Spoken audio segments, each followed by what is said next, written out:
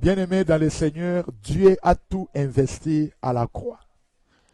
La croix du calvaire, c'est l'ensemble de toute l'intelligence et la sagesse de Dieu. La croix du calvaire, c'est la vie pour nous.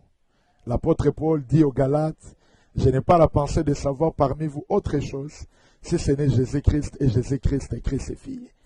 Jésus-Christ est le salut pour nous. Il n'y a de salut en aucun autre nom. Le Seigneur mort et ressuscité, c'est notre vie. L'évangile que nous prêchons a deux bases. La mort de Jésus et la résurrection de Jésus. Mais l'œuvre de la croix du calvaire, par la mort et la résurrection de Christ, nous a donné cette vertu, cette bienfait, cette grâce. Le pardon. C'est la porte, la première bénédiction de l'œuvre de la croix. La deuxième, c'est la substitution.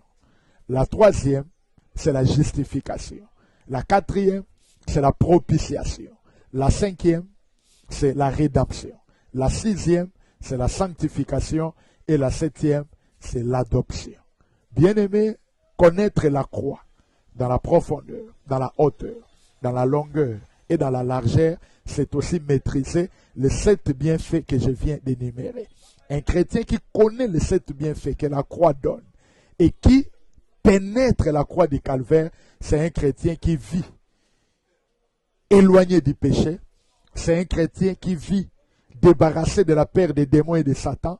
C'est un chrétien qui vit dans la paix et dans la grâce, même si ce qu'il pense n'est pas encore arrivé, parce qu'il a confiance à celui qui a fait la promesse, parce que celui qui a fait la promesse est fidèle et c'est lui qui les fera.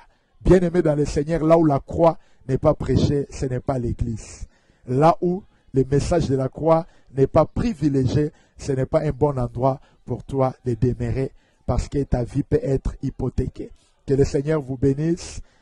Prenez rendez-vous avec nous chaque mercredi dans notre culte d'enseignement où nous débobinons l'œuvre de la croix dans la profondeur.